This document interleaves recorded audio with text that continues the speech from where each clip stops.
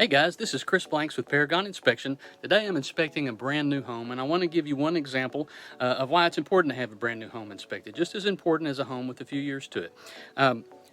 This house has two water heaters. I'll show you here.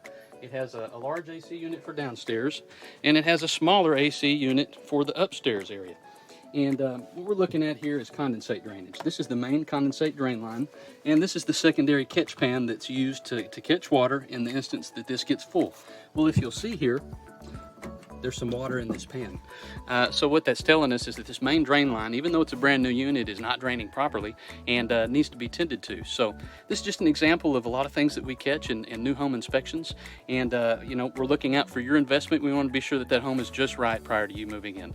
If we can be of service to you, please give us a call at 888-400-2494. Thanks and have a great day. Take care.